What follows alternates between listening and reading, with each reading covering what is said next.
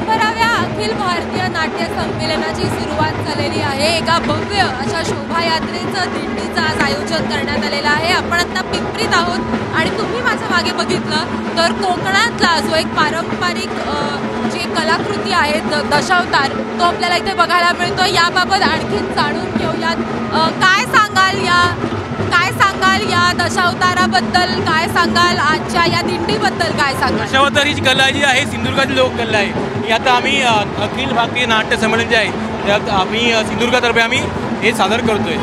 दशावतार ही कला गेली 900 वर्षापासून चालत आली आहे आणि त्याचा प्रयत्न आम्ही करतोय।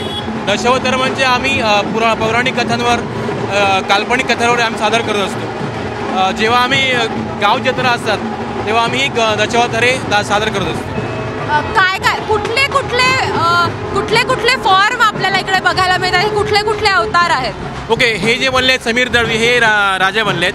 हे आहेत योगेश आकेरकर, हे राणी बनले आहेत। त्यानंतर हे आहे ते नितीन आरोलकर, हे गरुड बनले आहेत। त्यानंतर हे जे आहेत ते आपले ओमकार हळदणकर, हे काय बनले जादूगर बनले आहेत। त्यानंतर हे मंदार तामाणेकर, हे बनले हिडिंबा बनले आहेत।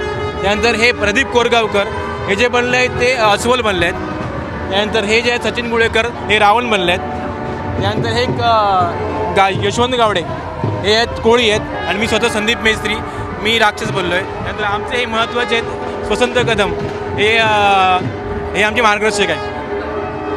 त्यामुळे असा हे एक दशावतार जे आहे कोकणातला दशावतार तो आपल्याला इथं बघायला मिळतोय। त्याचबरोबर अनेक वेगवेगळ्या कलागुणांचं दर्शन आपल्याला आज या शोभायात्रेत होणार आहे। अनेक लहान मुलं आहेत, वेगवेगळी पोशाख धारण करून ते इथं आलेले आहेत आणि 100व्या अखिल भारतीय मराठी नाट्य संमेलनाची सुरुवात या शोभायात्रेनं झालेली आहे। अनेक कलाकारही आज या शोभायात्रेत सहभागी होणार आहेत।